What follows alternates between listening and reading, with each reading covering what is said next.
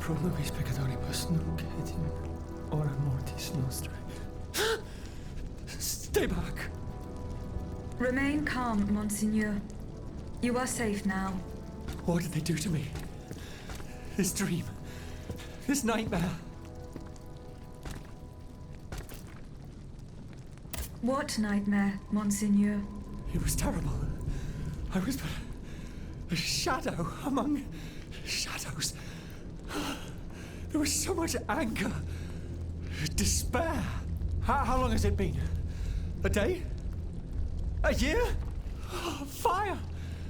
There were flames everywhere, and death! The suffering I was forced to inflict. Oh Lord, what have I done? Is this the hell that awaits our immortal souls once our time on this earth has ended? If this is true, then how are we to go on living with nothing to hope for, nothing to believe in? How were you captured, Monseigneur? I was with Abbé Grégoire in Place Dauphine. We'd gone to speak with the volunteers of the Garde Nationale. We implored them not to take up arms against the king's machines. Alas, they refused to heed our words, and we had to leave in great haste. After that, mon Dieu, I can't remember a thing. Those poor people. These automats were truly made in the mold of their master. Ruthless. To think, for just one simple reproach against the court, the king cast me into hell. You owe your freedom to Abbé Grégoire. The good abbot, I tell you, this man is utterly irreplaceable. He has devoted himself body and soul to the mission I entrusted to him. Investigating the king's entourage. In particular, the man who enabled him to create this ungodly army. But, mon Dieu, the notes! What notes, Monseigneur? The notes the abbot placed in my safekeeping. Those heretics took them. I know where the documents can be found. I must go to the Châtelet prison. What shall I do? Where will I be safe? Go and join the abbot at the Société des Amis des Noirs. The way is clear for now, but you must go quickly. More automats will be here soon.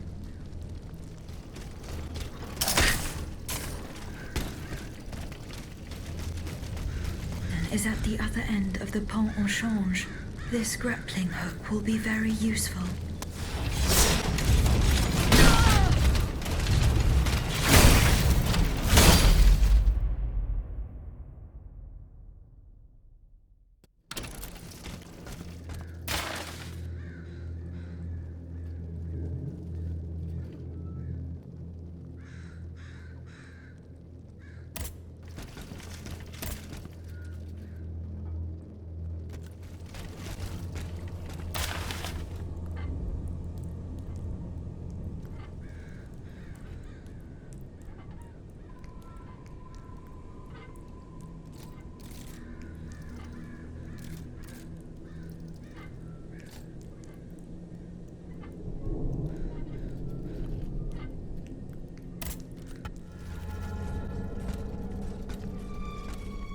Dieu soit loué.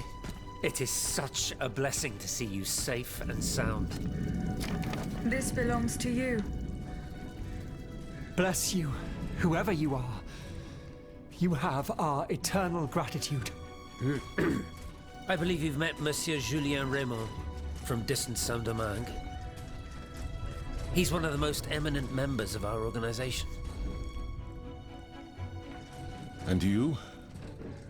Mademoiselle? What should we call you? My name is Aegis. Ah, yes. The Aegis. The mighty shield and scourge of Zeus.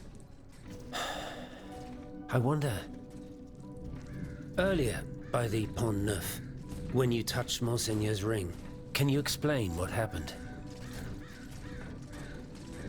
The ring called to me.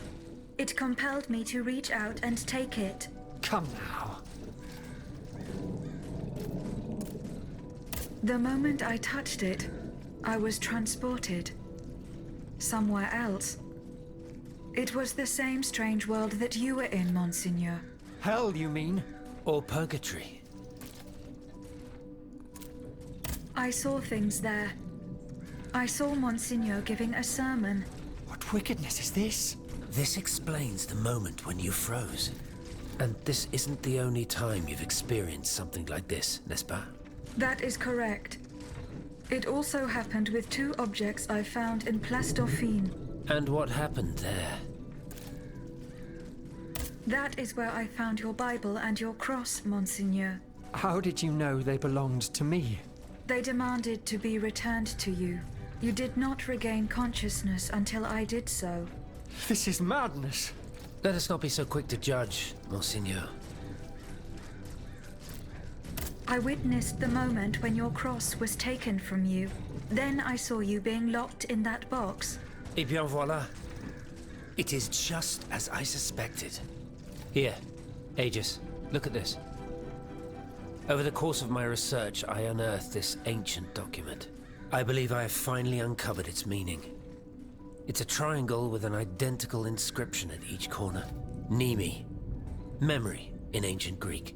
Then, in the center, there is an open eye which symbolizes awakening. Do you understand? The images you saw, Aegis, were Monseigneur de la Far's own memories.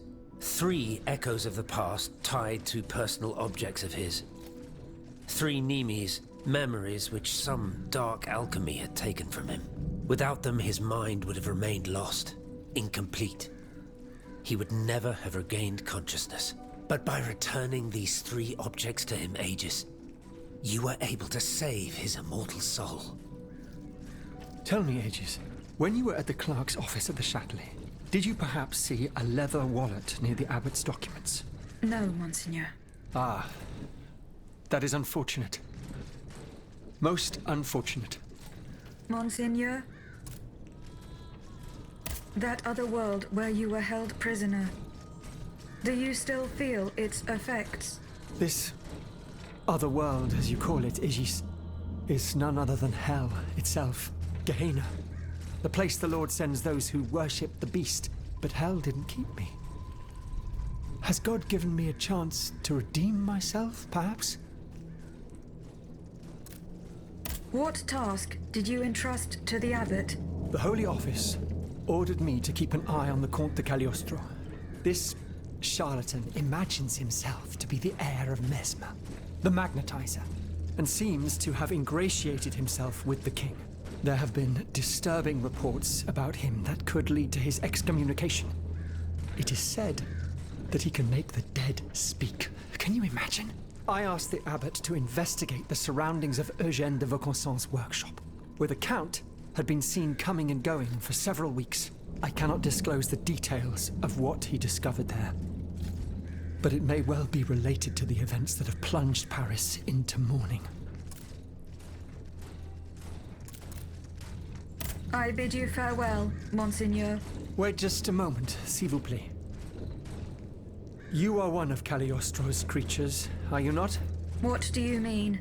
When did you awaken? I do not understand, Monseigneur. Well, that is to say, you talk, you think, you seem to act with some sort of free will. This was not always the case, that much is clear. You must agree that not all automates are as sophisticated as yourself. I'm attempting to unravel the mystery of your true nature. Tell me, what are your very first memories? That is a question I am unable to answer. How strange. In that case, you must surely be able to tell me who taught you what you know. What I know, Monseigneur? How can I put it in a way that you'll understand? For example, you call me Monseigneur. How do you know that this is how one addresses a member of the clergy of my rank? I cannot explain it. I believe Go on, Aegis. I believe that this knowledge is not mine. Well, I never. Did you hear that, Abbot? I caught every word, mon ami. Monsieur Raymond, what is the aim of this organization? We publish articles and exert our influence on those who are in a position to improve the lot of our unfortunate brethren. Our numbers grow by the day, and we have many illustrious members, such as the Comte de Mirabeau and the Marquis de Lafayette. But it was Monsieur Brissot and the Abbot that founded the group. Good old Brissot. Shouldn't he be here by now? Yes, mon père. He should have arrived hours ago. Alas, there has been no sign of him. I hope to God that no misfortune has befallen him. What fate does the kingdom reserve for those with black skin? According to tradition, any enslaved person who sets foot on French soil is freed.